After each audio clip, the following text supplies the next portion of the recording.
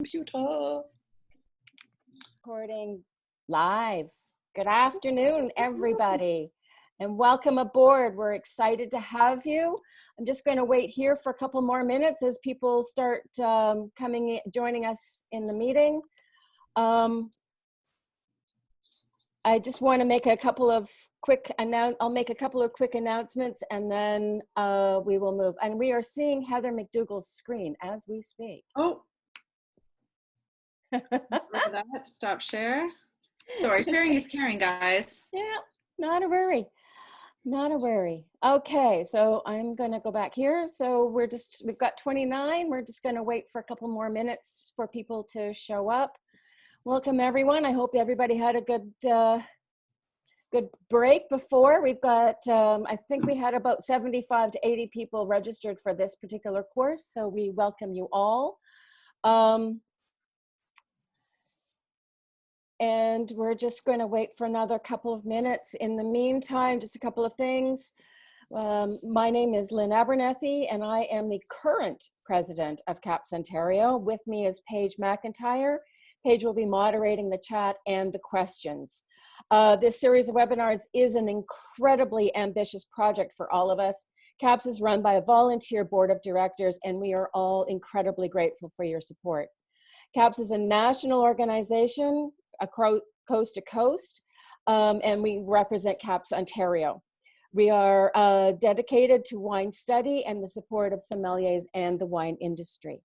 This afternoon's webinar on Excel at Excel is being co-hosted by Heather McDougall and Krystina Roman. Heather is the current technical director for CAPS and will be in charge of BOSC in 2021, so be kind, people. She's also an amazingly successful sommelier and restaurant manager. Krystina Roman needs almost no introduction. She's a magnificent sommelier and wine aficionado and Excel fanatic. She actually said in one part that she would do something she would write her essays in Excel if she could. And web person extraordinaire, and a special shout out again to Krystina because you are the brainchild of this project. I want to thank you both. We will be recording the webinars and hope to post them to our website, sommelierscanada.ca/Ontario, and that will likely be happening tomorrow and moving forward into next week. Quick note, Kim Gertler, our communications director, is hosting Dr. Dawn Livermore, Canada's own master blender, on Nightcaps Live at 8 p.m. this evening on our Instagram Live program called Nightcaps Live. So check out at caps.ontario this evening at 8. It's guaranteed to be great. Kim has not stopped talking about how wonderful it is to work with Dr. Livermore. And quite frankly, it sounds like he's a bit of a national treasure. So on that note, I'm assuming we will continue to drop in a few extra folks as we come along. And I will pass the chat and everything over to Krystina, and I will be muting my microphone and my video. Thank you, and have a good luck. Thank you, ladies. Okay, hopefully everyone sees this. Oops, just setting myself up.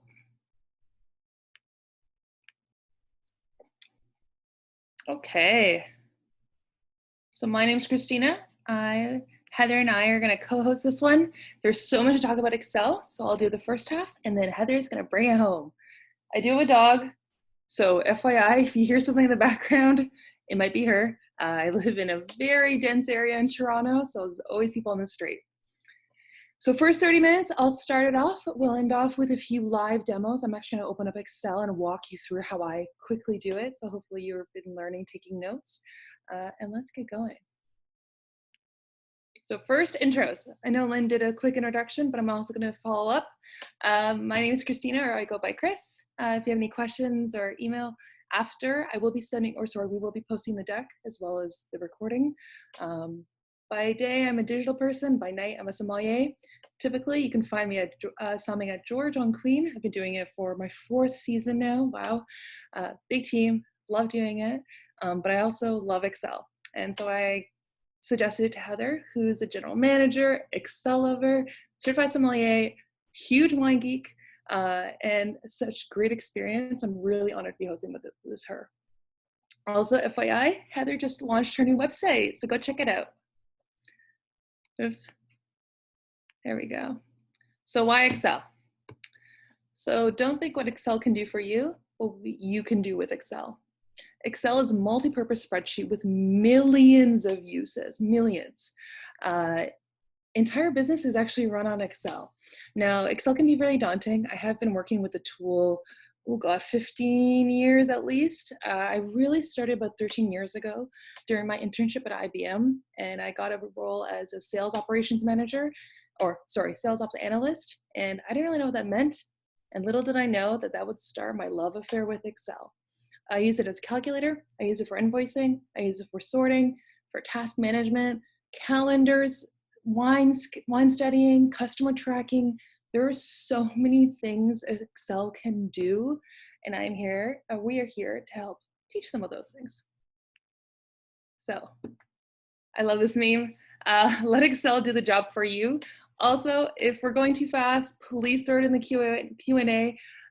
Throw in some questions in the live chat. Again, we'll be doing questions at the end, but also, again, you can always email us after. So, table too big? Let Excel do the counting. I am not good with math, and maybe that's why I love Excel so much, because I let it do it for me. I can never find the calculator. I mean, who has one handy? So I use it for everything. Shortcuts are your new best friend. Oh, I am so excited to teach you these shortcuts. Now, please be mindful, if you're a Mac user or a PC user, Control for PC, Command for Mac. Okay, so I did a little legend here so you can highlight it, so you can follow along. So I did highlight my favorite ones I use, and I use these not just in Excel, but across all Microsoft tools. Control S, Control C, Control V, Control Z, and Control X are my go-tos. So these are quick on a MacBook. They're really nicely organized for you with the command button there. And these are the key ones. There are so many shortcuts, and essentially really helps you optimize when you have highly repeatable actions. To be honest, my favorite one is the undo button. So Control Z all day. Again, you can use them across any Microsoft tool. So this is a tip that you can use anywhere. If you've made a mistake, Control Z is your best friend. And also, if you've ever lost something, if you've been working on it for a very long time, Control S. Control S prevents you from having to remind yourself to go all the way to the top and save the file you're working on. Again, this works for any Microsoft tool. Use it. You will thank yourself later. You don't have to redo all those sheets or any kind of projects you're working on. Again, reminder, I added the symbols legend here so you can follow along as well. So let's go into some basics. Sorry, I have to move this around because I'm covering myself. So Excel 101. Let's talk about some high-level terminology first. This is what a workbook looks like. By default, your workbook has 3 sheets or 3 tabs. Anytime you open a new book, that's what it looks like. So if you can follow along, I'm not sure if you can see my mouse. In the middle here is your active sheet. You see here, sheet 1, 2, 3, those are your tabs or your worksheets. A workbook is what's comprised of the 3 tabs. What's really great is you can hide, duplicate, and easily move one tab to another. So if you have a great template, not only can you duplicate it, but you can also move it to another workbook that you're working on. Time saver. The columns are known by A to ZZ because it goes through all the alphabet. And then the rows are numeric. So alpha, numeric. That is essentially how Excel is organized. Some other Some other easy terminology is the ribbon. This is the menu above. The ribbon tabs. So whenever I refer to a menu or the ribbon, here's the formula bar. This is what will show you what's happening within your active cell. So if there's a formula, or if there's text, or if there is a number, that will appear there. So if there's a mistake, you can always go check it out there. The name box, don't really use that, but it just helps you when you're moving through sheets where you are. A cell, what is a cell? This is the active part where you're entering all your data. Again, it can be alphanumeric. That's basically why Excel is so powerful. It works in numeric and in alpha. You can sort it either way. And then the row header, again, like I said, 1 to, I think 1,000,000 is what the max is now. I have maxed it out, so I had to throw all my data to another workbook. But yeah, I've actually maxed out Excel. So I almost crashed my computer several times over. So basically, those are the basics in terms of terminology. And again, throughout this session, I'll be using that terminology. I'm trying to review here. I think we're good. Oh, also, Excel changes. Also, if you're on a PC or a MacBook, there will be different, your Excel sheet will look a little different than mine and the ones that I'm showing you. If you can't find something, go to the top, go to options or preferences. Again, depends on your operating system, and you can customize it there. They're all there. All your favorite functionalities. I'm an older Excel user, so I use pivot tables. I can barely find it. So I have to go back and customize my ribbon and my menu options. Again, if there's something you used to do and you just can't see it because Excel has gone very visual, it is there. You can also use the help or the search button, but essentially, to be honest, go to the options and you can customize it and you'll find your favorite functionalities there. There we go. So here are some of my favorite tricks and shortcuts. If you think you could do something in Excel, you probably can, and there's a trick to do it. An easy one is right-click within a sheet. So within an active sheet, where those cells are, simply right-click, and you have a menu full of options. You can insert, you can copy, you can do all these magical things that you never thought you could do. Another great one is Shift. So if you want to grab multiple, let's say you have several tables, and you want to grab a row from here, here, and there, use Shift. You can also use Shift to select a range of rows or columns. And also you can use Command as well. That's another option of using it. The equal sign, very useful. You cannot do a formula without an equal sign. This is the beginning of how you write a formula. I remember when I first started, I was just writing the formula without the equal sign, and I was wondering why nothing was happening. You're just writing words. So to kick it off or to tell Excel that you'd like to do a calculation of some kind or present data, the equal sign is a must. You cannot forget that. Also, what's really cool is you can actually use an equal sign to link data. So let's say you have like today's date or a title that you want to use or a data point from another sheet or even a workbook. You can actually link and then the data will be presented. I'll show you an example after. It's a little easier when you're working with Excel to show you, but essentially you, instead of copying and pasting the data, let's say you have many tables, you could just link. So if you make a change to the top, it'll flow through all the way to the bottom. So very easy tip. I find a lot of issues with Excel is the formatting, and it just seems to take forever. So a lot of these tricks will help you with that. Control F, my go-to. This is also cross-functional. This can be used on PowerPoint, on Word, if you're writing a big essay, if you're writing a big paper for wine, you can use Control F anywhere. Essentially, if you're like, oh, I know I want to find either this client, this wine, this information, Control F, the default is it looks for items within the sheet. And then when you open it up, it says, look within the workbook. So again, if you're lost, you're trying to find something you put somewhere, you can use Control F anywhere. Again, that's kind of across all Microsoft products. It is a lifesaver. So lock your formula. I'll get into this a little bit more when we talk about formula. But when you're copying your formulas over, let's say you really like the sum and who wants to keep rewriting it? You can actually lock it so it can present the data. So you can say, I want to do this sum for this part, but I'm going to move it over. By locking it, you're actually locking the formula to that data set. Again, it kind of works when I'll show you through the examples, but I did provide some examples of some formulas there. Paintbrush, my favorite. I actually learned this quite late, a few years after I started working with Excel. Again, this also is for any Microsoft tool as well. This is after Control F, my biggest life-saving tip. I've watched my friends do it and I never understood, like, yeah, just use the paintbrush. I'm like, well, why are we drawing? But actually it takes the formatting of something you like and applies it to your new item. So don't worry about getting it always right or the shade or the fonts. Let Excel do it for you. I'll show you how to do that.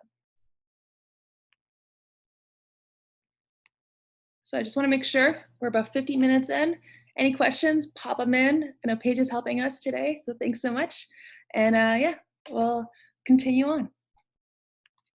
So the tabs. Oh, I love tabs. So beginning. So image 1 and 2, we've got 2 images here. You can organize your tabs by actually right-clicking on the tab. You will not be able to enter this tab menu unless you're within the tab area.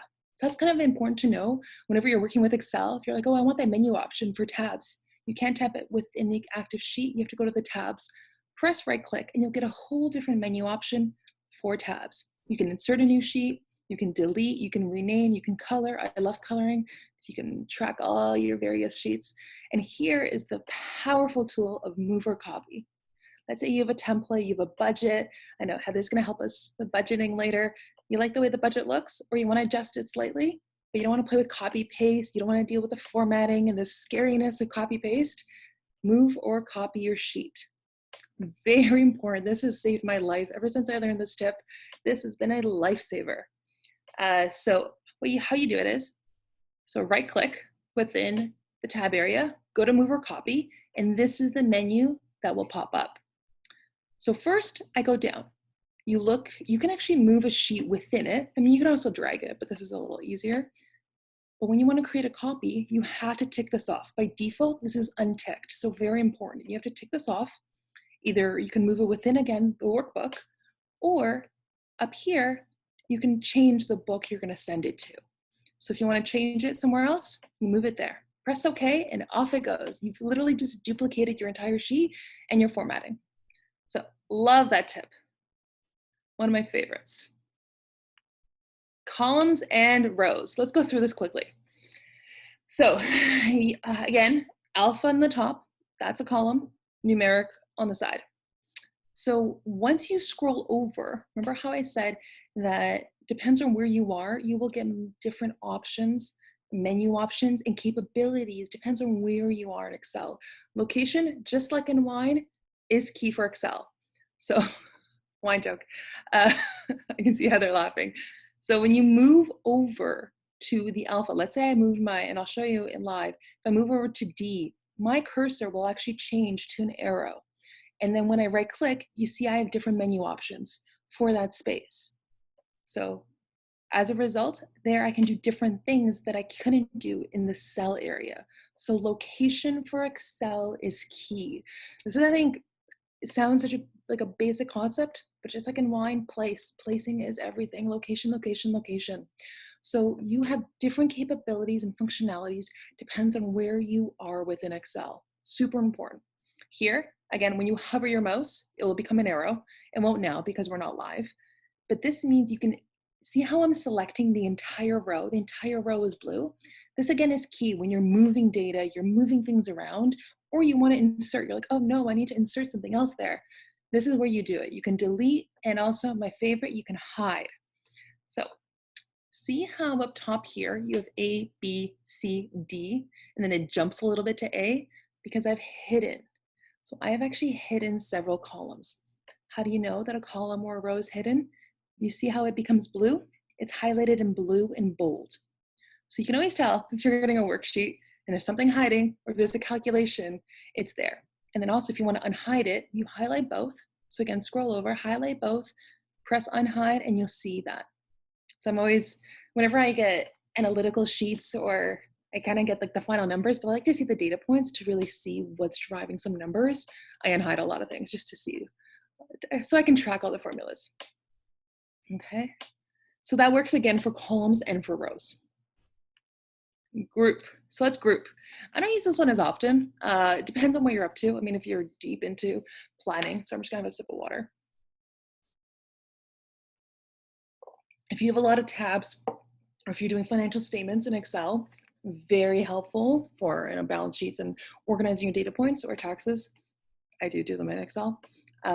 Grouping is helpful. So here you can see white wine and red wine and sparkling wine. What happened to red wine? It's actually collapsed. So I created a grouping. And what do you do here? So you actually select the rows. Again, hover over, select all the rows, and then go to the data ribbon. So here I've highlighted below or up top. And then you press group. That's simple. It becomes a group. If you want to remove it, ungroup. Really great. This is more of a formatting thing, but really helpful when you have a lot of data. I just don't want to see everything. And you notice here, again, it becomes blue. So when things are hiding or things are grouped, usually you know it because it's bold and in blue. Sort your data. Oh, love this one. This is a lifesaver. I mean, all of them are, but one of my favorites.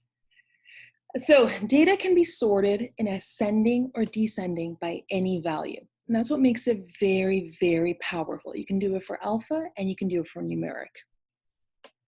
So how do you sort? So let's look at this. Let's look at this. This is one of my actual, one of my wine lists I used to run. And you look at it. Right now we got Veuve Clicquot, Hinterland, Cave, Spring, and another cava there. But look at the numbers. They're not in an order that is friendly for a consumer. So what do? You highlight the rows. Again, highlighting, you just click one, and you usually, I use it on a mouse. You highlight, by pressing it down, you're highlighting the data that you'd like to sort. And then you go up here, either visual here, or within the data menu, you press sort. And then by default, if you press ascending right now, Excel would actually do it by alpha, because alpha is the first column that you have highlighted. That is the default.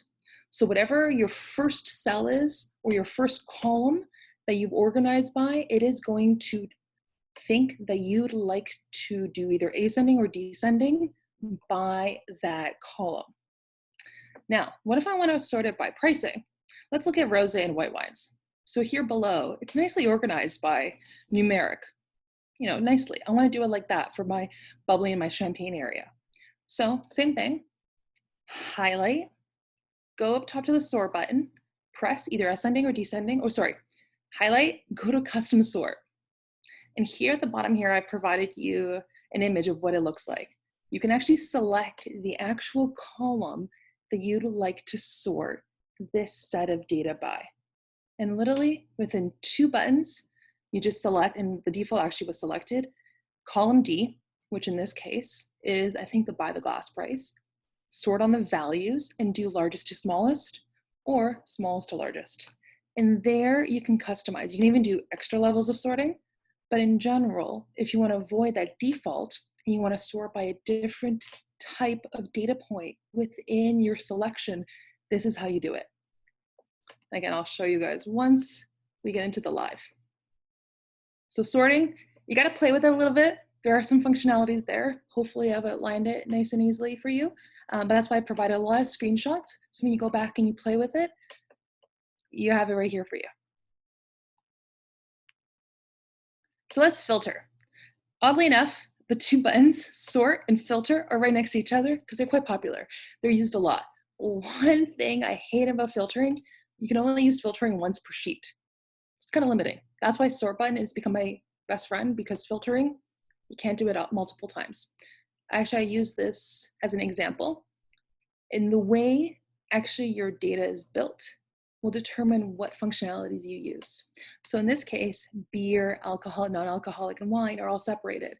Now, if I do a filter, I can only filter that one way. I can filter within every category. So I would use sort, or I'd redo it. But in this case, let's say I do want to filter the way this has been built. All I have to do, actually, it will take the top row.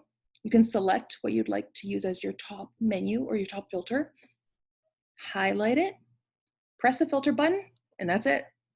And then this pops up. And this is where you can customize what you'd like to do. You can sort now, you can sort by color even. Let's say they were all colored formatted. You can select, you can search. Let's say you have a list of 100 customers.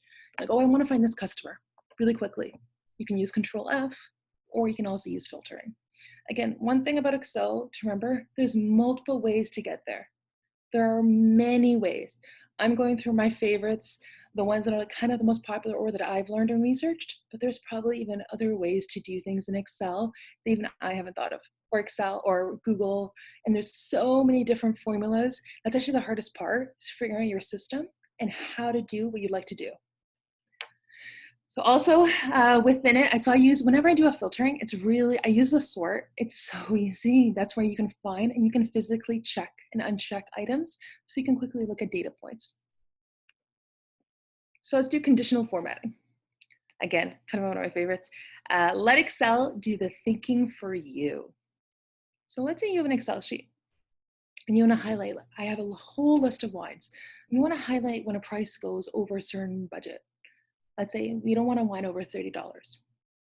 Or let's say you want to find when a wine is a 6-pack versus a 12-pack, or it's active or not active, or it's discontinued. So many different ways. You can use conditional formatting. Actually, I already have a conditional format within this sheet. So look at column I, count per case, which is count of bottles. I already have a conditional format to alert me, to remind me that this is a 6-pack. So when I'm ordering it, when I say 2, I'm only getting 12 bottles. So it's a little bit of a prompt for me to remind me what I'm up to. So in order to do a conditional format, here are the steps. Highlight the entire row or column. Most of my tables are in columns format, kind of natural. So I usually say column. A lot of my examples will be column. Highlight the entire column, or you can select what part if you want it for different tables. And within the home area, it's right here next to a number. There's this weird little button here and it says conditional formatting. If you ever thought what that was, this is what it is. And what's really great, you can do multiple rules in here. I usually use highlight cells greater than, less than, or equal to. Very easy. Again, if I'm looking for a wine, if you're auditing a wine list, you're like, oh, I can't do a wine over $30, then I would create a rule. And all you have to do is greater than, it's very simple. Greater than, you put your input 30 and off you go. And you can even select what color you'd like to do it. The defaults are green, yellow, red, but you can also customize that as well. And then later you can filter it and you can watch it and then it just all goes together. No, skipping ahead. But conditional formatting really will help if you're monitoring, if you're looking for an anomaly, if you're looking to track something that you usually forget. It really helps to make it pop within an Excel sheet when there's a lot of data. So my favorite formulas. So here are my top 3 plus an extra. So sum, and this is again, remember, to do a formula in any Excel or in any cell, you need to do an equal sign. You can also do sum as usually my favorite. I don't even bother looking for a calculator. Even when I'm buying wine right now, I'm always making my own little wine budgets in Excel on the fly. So you can do subtraction, division, you can use percentages, you can do multiplication. Also, let's say you have a long list of wines and you only want to sum anything over $100, you can find that as well. So you can use sum if, very powerful. And again, Excel is great for alpha and numeric. You can also do it if you're looking for a name. Highlight all the names with the name Krystina. You can also do that as well. Or sorry, sum it if my name is Krystina, for example. And it provides some formulas there for you. Count. So count actually counts the number of items within a table. Count is for alpha, count is for numeric. Again, count if I've got this many wines over $30. You can have a nice quick count, or how many guests, or if you're looking at who's late on your invoicing, count if older than 30 days. You can also use this as well. Average, really easy. Love using this one. It kind of lets me know where my averages are. But also with average comes max and min, and also median. And again, all you have to do is write that. What's really great, Excel will help you fill in the formula, and then you have to put a range. So you look at the example of sum if, and then you put your range of the data you want to look at, and press enter, and it'll do it for you. Other ones that I love using is len, which tells me how many characters are in a cell. This is really great when I'm building search engines and I want to know how many characters our customers are using in their words, and trim remove spaces.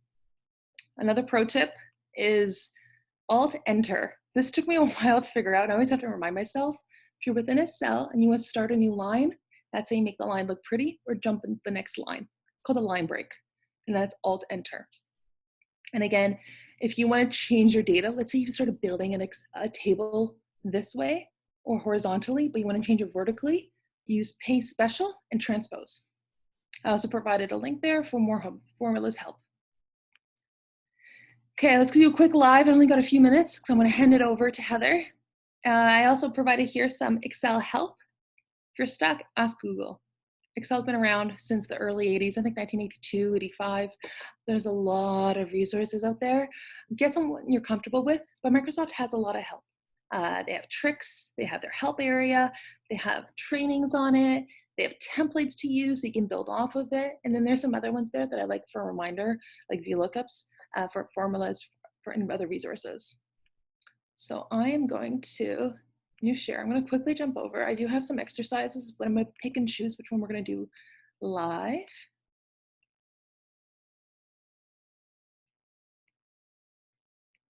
And let me move this over. Sorry. So we have the sums. So again, I'm going to provide these so you can review them yourself. I have some tips and tricks. What really great way is, let's do split. I love this one. I think I've said it too many times, but it's true. I do love Excel. So I have all within one cell, I have all this data. And it's actually divided by a comma, which actually a lot of wine lists are like this. But what if I want to see it individually in columns? Watch this. Copy and paste. So again, I'm selecting the whole row.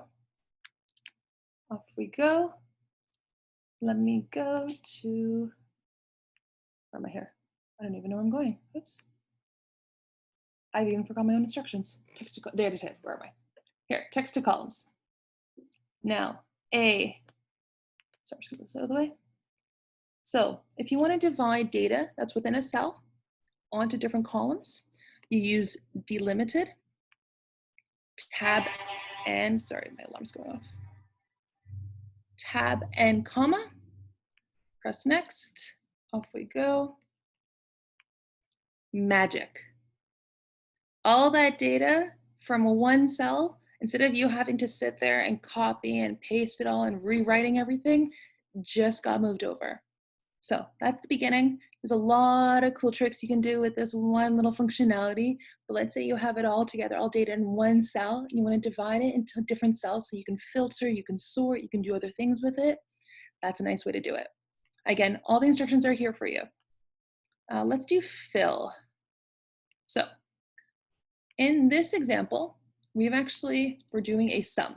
So again, I'm watching here the formula bar, so I know that we're doing a sum here. We're just going to do a simple sum formula. Now, I don't want to write sum blah, blah, blah. That's too long. I'm sorry, I hope everyone can see this. Let me zoom in just slightly. There we go. Oops. So instead of me writing the formula every single time for every single row, Excel's quite smart. All you have to do, see how my mouse just changed over to a plus sign? Oops. There we go. The formula has just changed over to, now what if I wanted to keep this one formula to this? I wanted to lock it. You lock it by adding your dollar signs, oops, one more, here. And then again, just oops, change it over, and off we go. So now you see the formula is sticking to that one cell. Control Z, I don't want that, there we go. Again, a little bit quick, I know I'm trying to get to Heather, but hopefully it's some nice little trick on how to use it.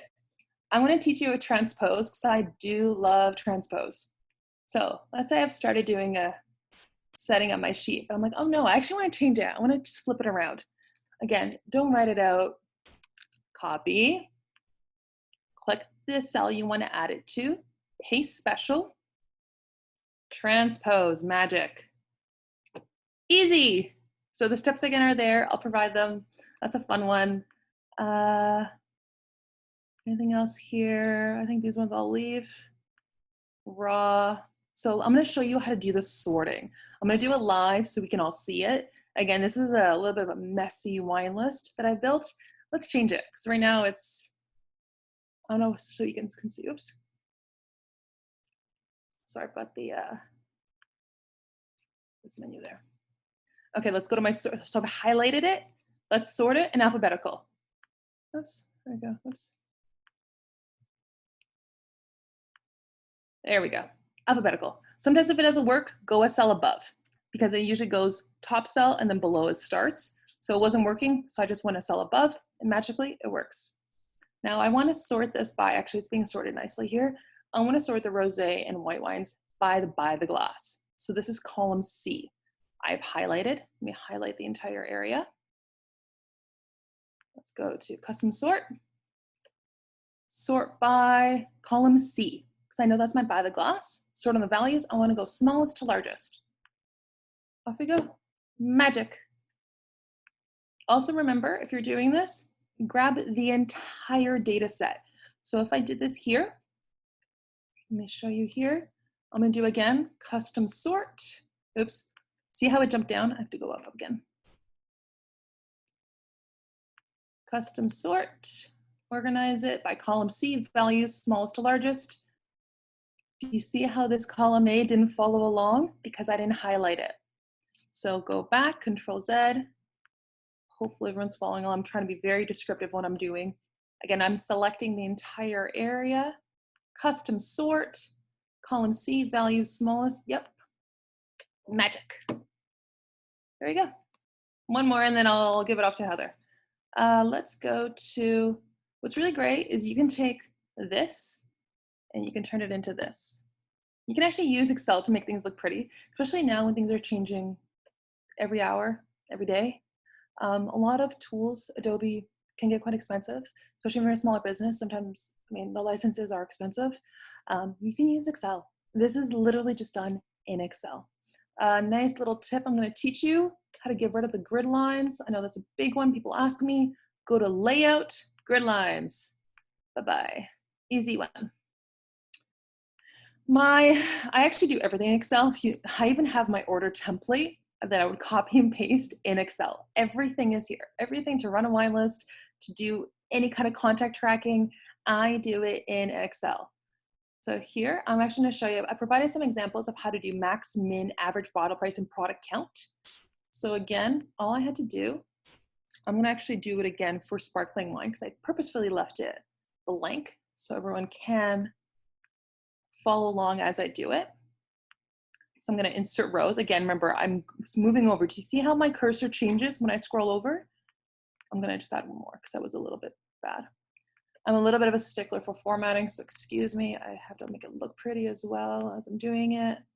Now, I can rewrite the formulas again, but actually I'm going to take, I'm going to quick, highlighted what I want, transfer it over. It's 4, yep. Off we went. Ugh, what happened there? Wait, what happened? So I'm gonna use equal sign to fix that. An equal sign, so it went from this weird number, which I don't know what it's looking at. You can always look at the formula bar to see what it's referring to. I'm gonna override it, equal, whatever this is. And that's an easy way, again, instead of writing it all out, let Excel do it for you. So here, I've actually done the max, the min, I'm just gonna move this over a second. Max, the min, and then I've done average, and I've done the product count within sparkling wine. Now, I'm just gonna double check the formulas here. Oops. They're locked to red. That's why they didn't move. So I'm gonna have to unlock it. So that's where you have to be careful of when you're using lock. So I'm gonna move this over, and actually because I already have the formula in there, all I can do is remove the formula and highlight the new area. Done. And then from there, I can do that for every one. I'm just gonna adjust it here. And you have to be careful with this because sometimes you might have data hiding within your rows. So that's why always double checking your formulas and seeing what's selected in the range is very important. So I know now that my average bottle price within my sparkling wine section is actually $70. Maybe I should lift that, or maybe I shouldn't, depends. And then it tells me the product count, which is a little bit off. And again, because the formula is already there, you see how the blue is highlighted within the range? It shows me physically what is being selected.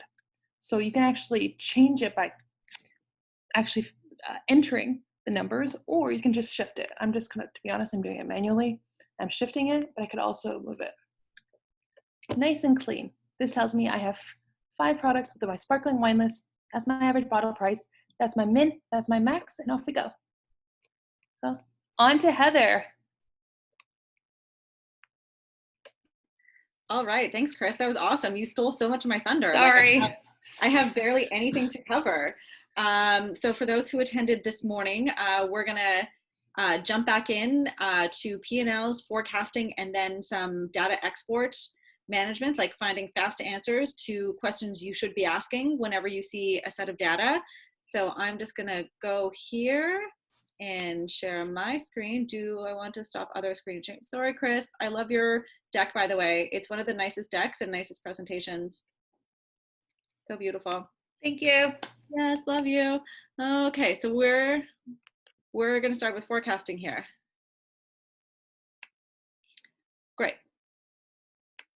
All the fun things. I'm going to make this a little bit larger so everyone can see. Great.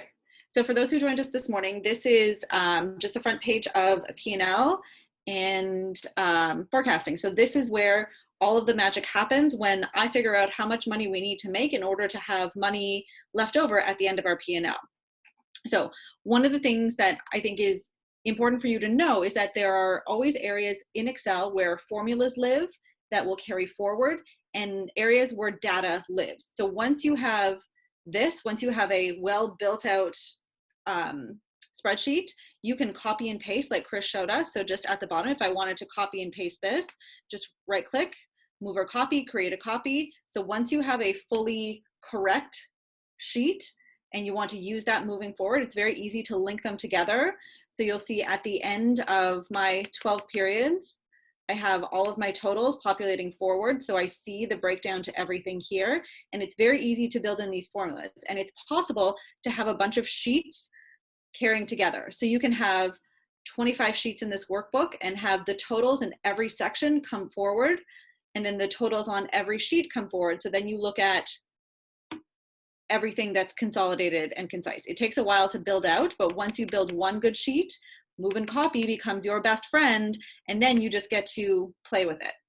So what if you have this sheet? So a lot of people asked for this workbook and the P&L workbook. Happy to send it out, but how do you make it perfect for you?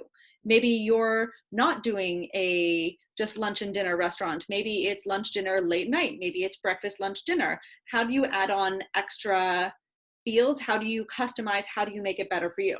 So these things, these are just input boxes, and you can tell because when you click on them, what you see in the formula bar is just a number. You don't see a formula. So things that are formulas, when you click on them, you'll see what they are. So it's like leaving breadcrumbs. So some things are locked, and some things are open because I don't always lock everything.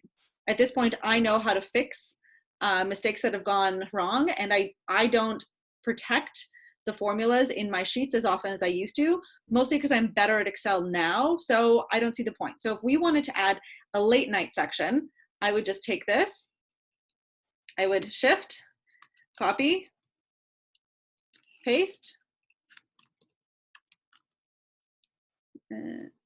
N-I-G-H-T, late night. Great. So now I have to figure out what people are going to spend. So $40 for lunch is pretty common, $65 for dinner, late night, let's say $55, because it's mostly drinks and snacks. So now I have lunch and dinner populating forward according to the projected cover counts I put in, and those come forward, but what about late night cover counts? So from the side here, just like we learned from Chris, when you see that arrow, right click, insert, whoops, other one, Control Z. Control Z is your best friend. Yeah, truly. So this is now going to be late night, and I'm going to just go through and make up some numbers. Closed on Sundays because we're not savages.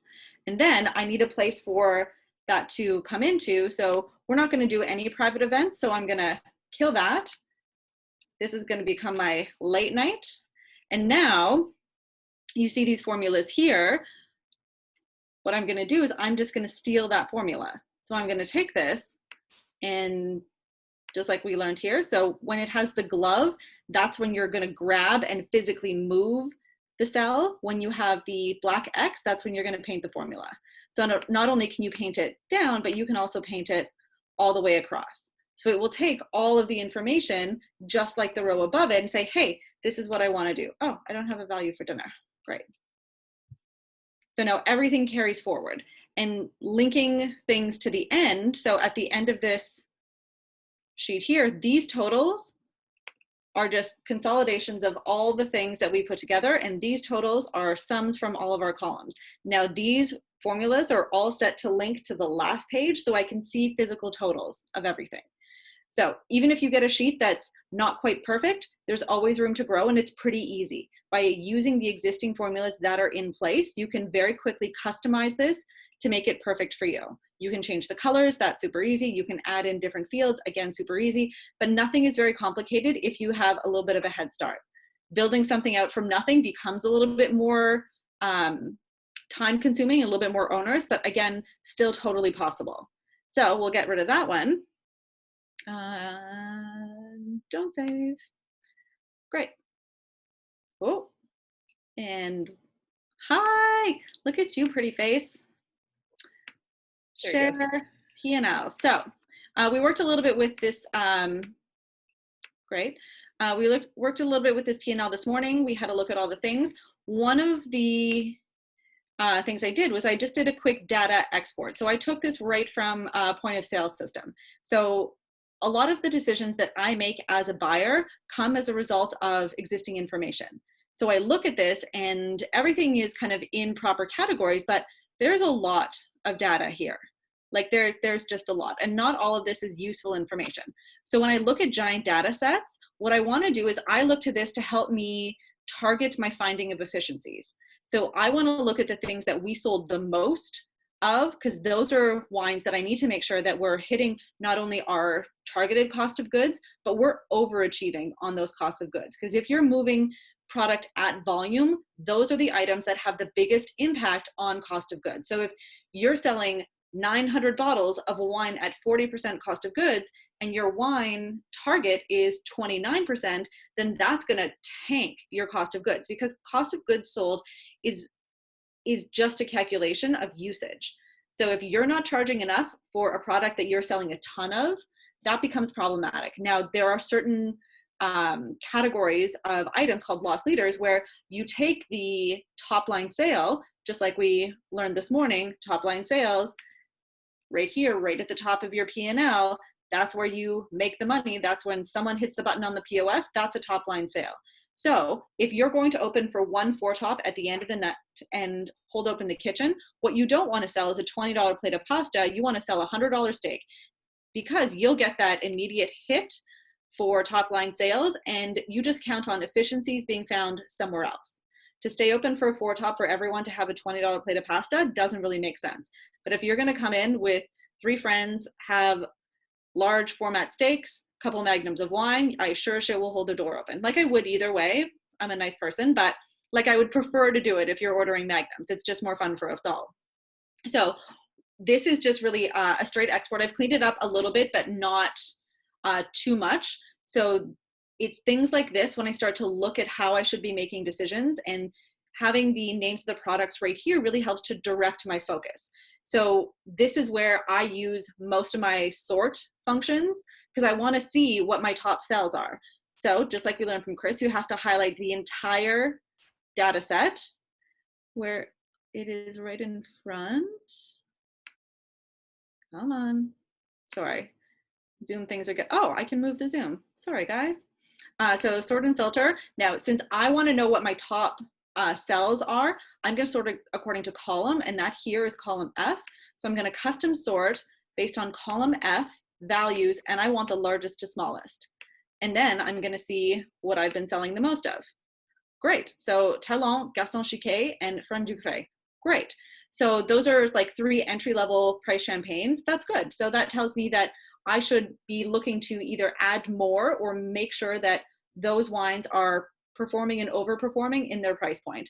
selling one bottle, 3 bottles, almost no impact at the end of the month and end of the year. So I kind of ignore that. Now, when we start to see larger impact is when we kind of look at reds by the bottle. So we have a larger data set here that's just arranged alphabetically, which doesn't really give me much information. This is now a list of wines that is just a list of wines. It doesn't really show anything useful. So again, highlight the entire data set. This time we're going to custom sort again by column F and largest to smallest and apply that. Great. So now I see my top 20 are kind of the most important reds that we look at. I want to make sure that, okay, I see a lot of options that are available by the glass being sold by the bottle. Now that's okay, but that doesn't offer your guests the best value. So that tells me that I have to find mimicking products that I can list by the bottle, because I want to spend my entire budget. Budget is a spending plan. So if your guests are only drinking the wines you have open by the glass, then you're not moving the rest of your list. So everything that's open by the glass, I need to find something that is stylistically similar and costs about the same. And there's some leeway between, like, I don't know, $3 to $7 that we can play with there to make sure that we're putting the best possible wine on the table. Because one thing that we talk a lot of is cost, but I think the more important discussion is value. So you don't offer the best value by the glass, you offer like good wines that will hold open and be good representations of your style of program that pair well with your food, but they're marked up. Your margin is quite a bit higher to cover things like spillage and spoilage, because once that bottle is opened, it's essentially has no value. So that's one of the things that I like to do, is like to see what my top movers are. And if this number here is so disproportionate from the last number in my 20 bottle thing, then that means that I need to be a better somm and actively sell the breadth of my list. Because why would I have anything down here? Why would I have 3 more screens of wines if we're not bothering to move them? So that shows me that I need to do a better job of selling the entirety of my list. And it also shows me that maybe I have some wines here that weren't the best choices. So when they got down to 1 or 2 bottles, I would just highlight them for not coming back ever. The other thing that I always like to know, especially coming in or out of a big season, just like we learned from Chris, we're going to do a quick sum of all of these things, because I want to know here. So highlight the numbers, sum here. Nope, perfect. So one thing that I always find very interesting, and we're going to start a formula. You'll see that I'm in this cell here. It's highlighted in green. So I'm going to start with equals that number, which is the total value of bottles of wine sold, divided by the total number of bottles of wine sold. Oh, $78. That's pretty good, considering that my clientele at Montecito was a mixture of Bay Street and pre-theater, date night, and entertaining suits. I'm pretty happy with that number. That makes me really happy. So things like this, like quick sorting and quick filtering, and then applied logic on top of it, make it really easy. And also look at your by the glass sales. Like, look at how much you're selling of 5 versus 9 ounce pours. Mm-hmm. I think that's a really interesting metric, because that's a 9 ounce pour is really found money. People still count it as one glass, but the wins possible by even just suggesting that at the table are exponential. If people are going to have only one glass, to have a 5 or 9 ounce pour option is great, because nobody actually just wants one glass. They just don't want to commit to a bottle, and they don't want to say, and we don't really do the half-liter thing anymore. So that in-between size is like a solid almost 2 glasses, but it sounds better because it's just a larger version of the thing I already ordered. I've committed to ordering 1 glass, but it can be a twofer. So in here, Heather, actually what I see is we can also use the text to column, see how all the data is within that one cell. Yes. Like you said you want to see the 5 to 9 ounces, because one thing about Excel is you're not going to get your raw data in good form. And that's what Excel is so good at, I think. Yep. True. Yeah. So I was going to say, like, what I would do if I was going to do a deeper dive to see like who's overperforming, who's underperforming, is I would just split the data so the number was separate from the wine, and then compare everything again, and then a quick resort, and then have a look to see where we're winning and where we could tighten things up. And you can do counts and I mean, and then it's just endless. You can just keep layering. I think the biggest thing is getting the raw data, formatting it, and then the opportunities are just endless for analysis. True, true, true. You could spend days at this. It's true. That's what I do on Sundays. I know. Sundays with Excel. I know. But there's usually champagne, so it's not that bad. So the other thing here, so again, there are places that data belongs and places that formula belongs. So a lot of people asked for this P&L kind of template to be sent out after. I'm going to finish clearing all of the information. I'm happy to leave the existing formulas in so you can start playing around with it. But in this sheet alone, I have lots of sections hidden. So there's another full panel here. There's another full panel at the bottom. So if you're ever unsure as to what's in a cell, like click on the cell and then look at the formula bar right here. That tells me that that's just a number input. The cell right next to it, that's a formula. So when I'm clearing these cells, I'm going to clear these and leave the rest alone.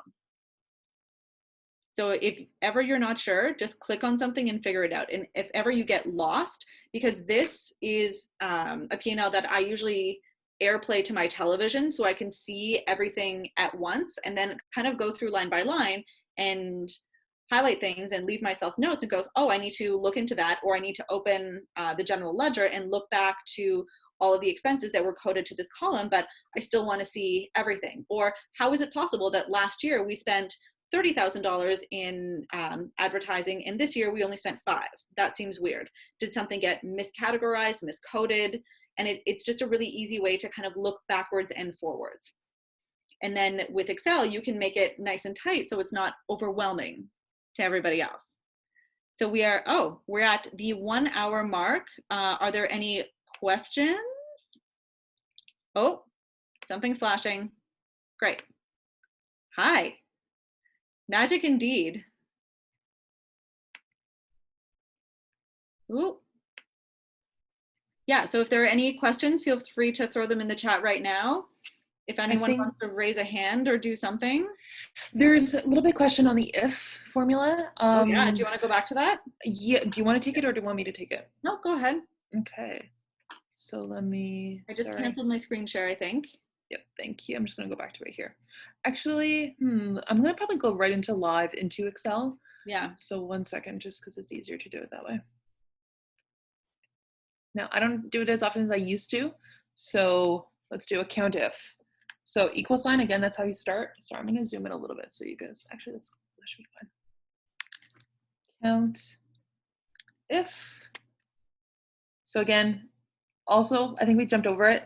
But when you do, see how when I'm typing in, it actually shows me the many function and the many types of formulas you can use. It literally is endless, and I know probably 1 to 2% of them. There's that many. These are, again, the main ones that we can use. And then again, once you get comfortable here, that's when you, oops, I'm gonna do just count if, then you do the open bracket and then you select the range that you want to calculate or you want to highlight.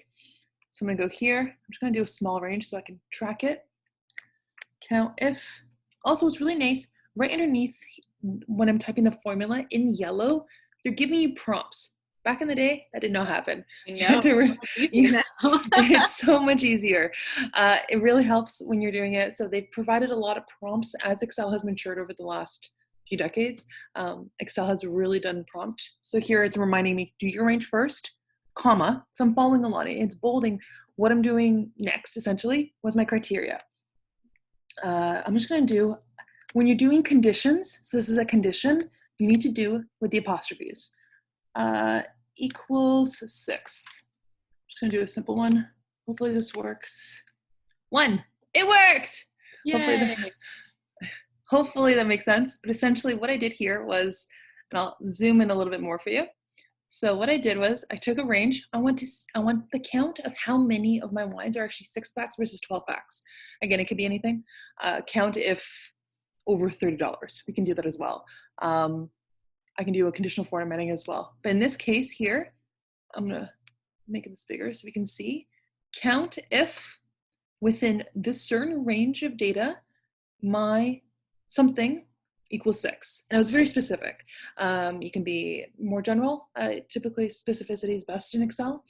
So the devil's in the details here. So again, I had to put the apostrophes whenever doing a condition. If you're using some if, any kind of if statement at all, if was quite highly used, especially for highlighting things. And it gives me a count of, yes, within this range, Krystina, there is one item that you have that is a 6-pack, or it equals 6. In my mind, I know that's a 6-pack. Enter, and off we go. I did want to show something cool. I'm sorry, I know we're almost at time, but I did want to teach about kind of cleaning up some data. I have fun with it. It's a little bit too much fun. So like I said here, in the filtering, if there's no other questions, I'm going to show you. So again, unfortunately, let's say I wanted to add a filter within every range. I can't. See how it's moving as I'm moving it through? I can only have one filter per sheet.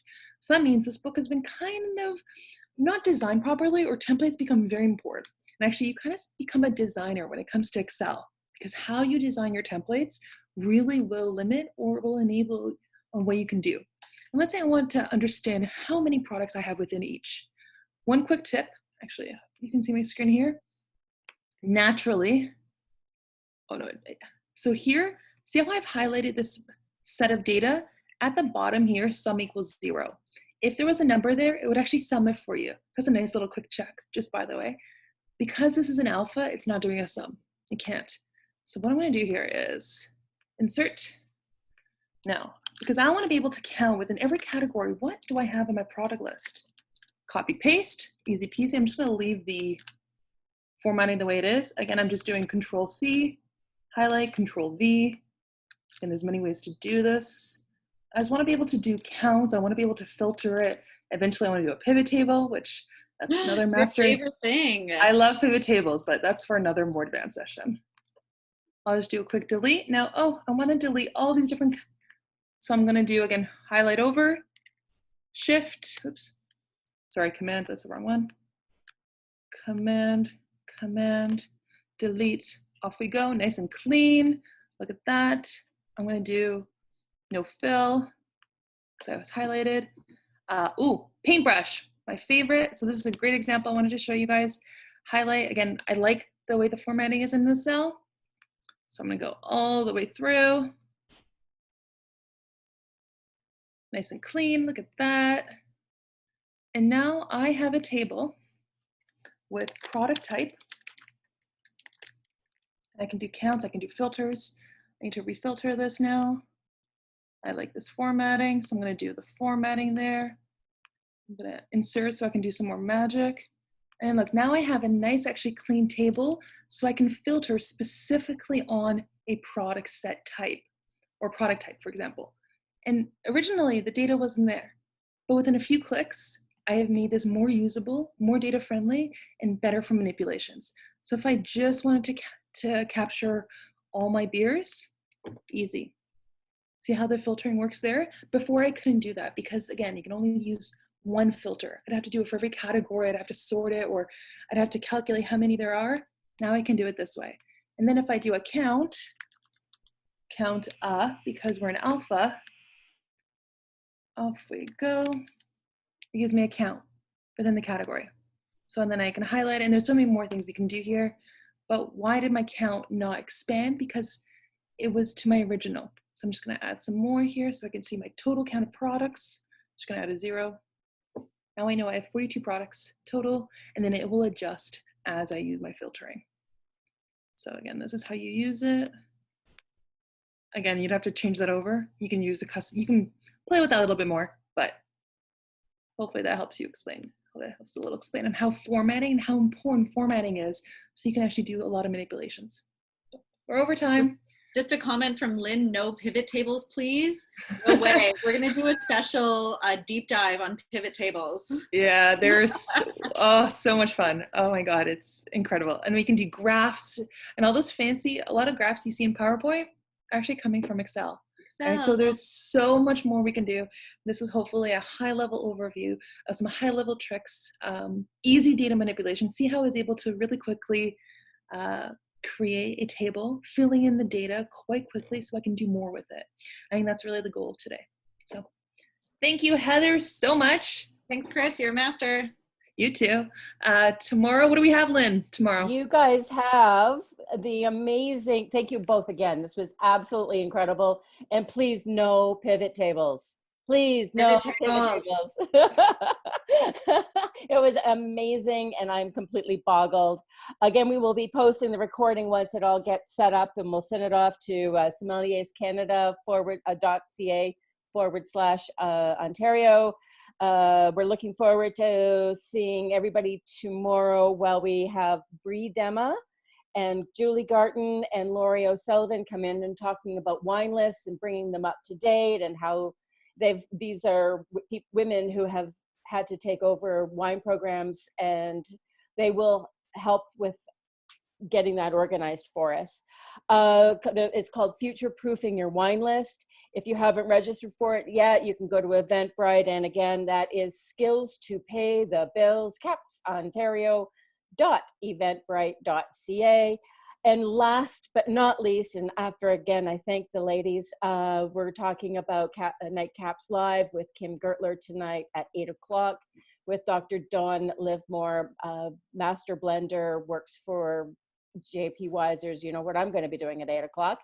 Thank you again, everybody, and have a great evening. And we'll see you tomorrow for Future Proofing. And then in the afternoon session is with Susan Williamson and the infamous Kim Gertler, talking about how to utilize the public relations tools to up your brand on a personal level and for your organization, your restaurant, all that good stuff.